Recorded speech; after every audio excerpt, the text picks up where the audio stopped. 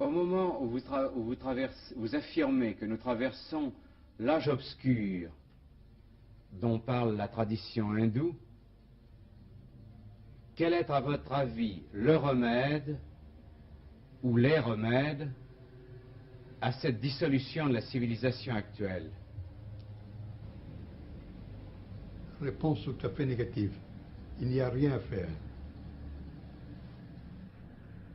Selon cette doctrine de philosophie de l'histoire ou métaphysique de l'histoire, sur une base évolutive dont je vous ai parlé dans les questions précédentes, nous sommes jusqu'à la fin, presque à la fin d'un procès de dissolution qui a commencé pas hier, qui ne consiste pas dans ses aspects plus ou moins indifférents, bien que fâchés de la société de consommation, technocratie et tout ça, mais qui ont commencé bien en avant, avec la perte progressive de tout sens réel, du surnaturel, avec la coupure des liens qui rattachaient l'homme à ce qui est plus humain, plus que humain. Étant donné que ce procès qui a commencé depuis des siècles, nous sommes arrivés presque à la phase ultime. Et c'est assez absurde de chercher d'arrêter ce procès comme arrêter une lavine. On dit lavine, la neige qui forme une avalanche. Une avalanche. J'ai fermé lorsque presque arrivé dans la vallée. Et alors, il n'y a qu'à attendre, ça se rattache un peu avec la doctrine de chevaucher les tigres, comme vous pouvez bien le comprendre. Et il n'y a que dire que ce qui est important est que cette personne s'est-il malgré tout debout pour continuer, même de manière souterraine, et avec pas des effets immédiats, la tradition. Et je reporte souvent des beaux mots d'un poète autrichien, Rilpart, qui dit « Le souhait est que ceux qui ont veillé pendant la longue nuit se rencontrent avec ceux qui arriveront dans la nouvelle aurore. » Est-ce que vous avez l'espérance de la vie éternelle? Espérance. Vous savez que dans notre doctrine, nous n'avons ni espérance ni crainte. Où on sait une chose, on ne le sait pas. Je pourrais vous dire quelles sont les vies traditionnelles sur ces sujets, mais on ne finirait plus. Ce n'est pas une chose à dire la vie éternelle. Avant tout, il faut poser la question de la survivance. Puis distinguer les différentes sortes de survivance. Puis distinguer la survivance de l'immortalité, et ainsi de suite. Parler de la première mort, de la seconde mort. Et vous voyez que c'est un sujet très vaste que j'ai considéré dans mes livres. Et votre idée qu'il n'y a pas un autre monde, mais un seul monde avec une dimension invisible du monde, est-ce que vous appelleriez cela du nom de Dieu? Je ne comprends pas. Je veux dire, cette dimension invisible du monde, qui est dans tous vos livres, dimension surnaturelle, est-ce que vous lui donneriez le nom de Dieu?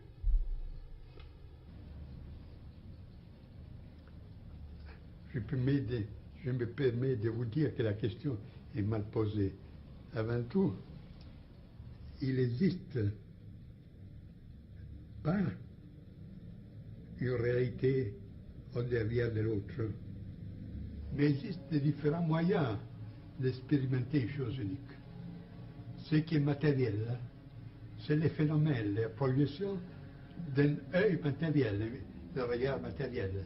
Lorsque l'homme a changé son être, il percevra la même réalité dans les autres formes.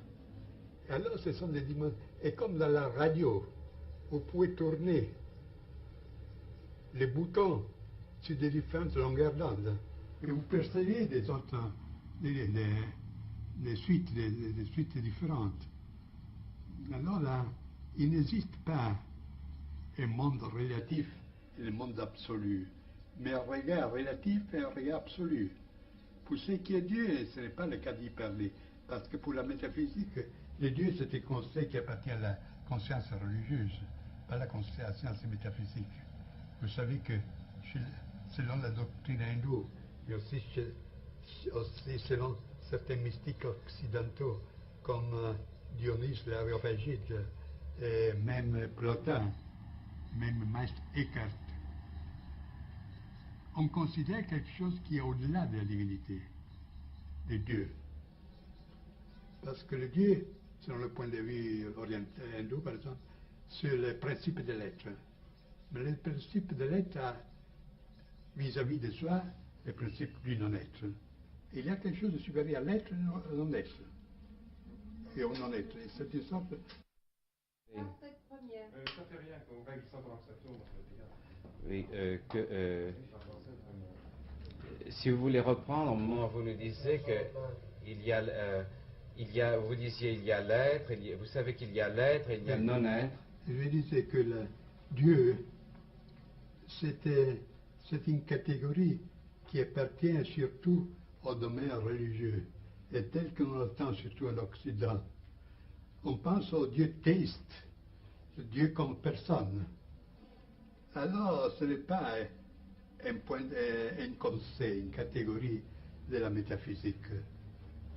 Parce que ce Dieu théiste, au maximum, on peut le considérer comme le principe de l'être.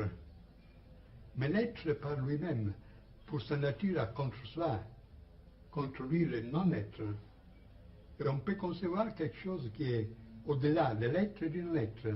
Et c'est là la métaphysique. C'est l'affect métaphysique dans une conception traditionnelle du monde.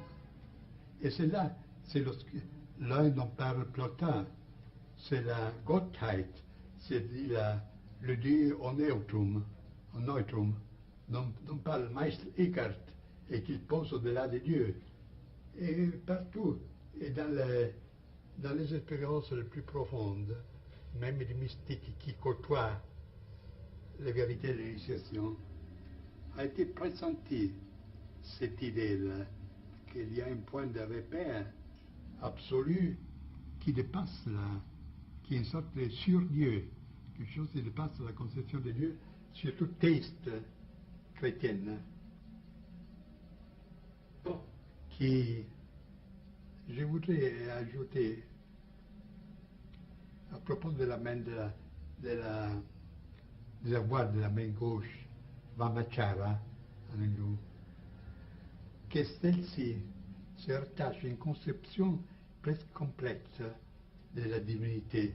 Cette divinité est exprimée dans ses formes plus populaires, dans celle qu'on a appelée la Trimurti, c'est-à-dire trois faces du divin. L'un qui est Brahma au masculin, pas au neutrum. Le deuxième, c'est Vishnu. Le troisième, c'est Shiva. Le premier Dieu, c'est-à-dire la première puissance de la divinité, c'est la création. La deuxième, c'est la conservation. Et à ça se rattache tout ce qui est dévotion, respect de l'existence, tout ce qui est créateur, etc. Le troisième, Shiva, au contraire, c'est le dieu de la destruction. Ma destruction à entendre comme transcendance. C'est le représentant de ce qui est inconditionné, et comme tel ne peut que agir d'une façon destructive sur tout ce qui est conditionné.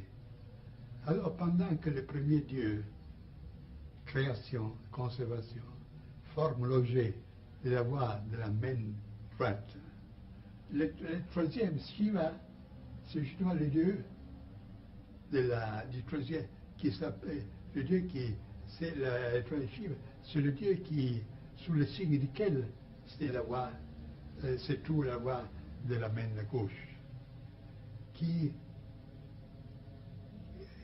comprend des formes de destruction rituelle, l'orgiasme, tout ce qui, dans son paroxysme, dépasse tout ce qui est conditionné.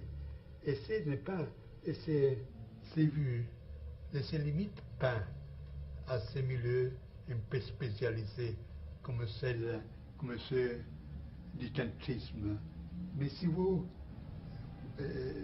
consultez un texte qui est aux Indes a la même popularité presque de la Bible chez nous, que c'est la Bhagavad Gita, dans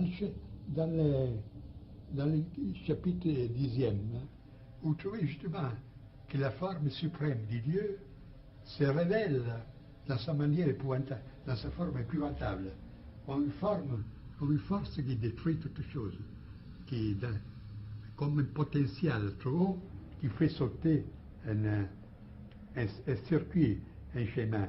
Et c'est intéressant que cette révélation du divin dans sa forme suprême a été accordée à un guerrier, Arjuna, lorsque au point de combattre, en voyant dans le fil de ses ennemis, aussi des parents, des amis, ne veut plus combattre. Alors le Dieu l'encourage en disant, tous ceux que tu vois sont déjà morts avant d'être nés. Tous seront transportés par ma puissance destructive, parce qu'aucun est à l'auteur de la transcendance que je suis. Alors, de par peur, sois mon instrument et combat sans peur et sans souci. Je crois que c'est là la justification la plus haute, la justification sacrale la plus haute de la guerre qu'on peut trouver dans le monde traditionnel.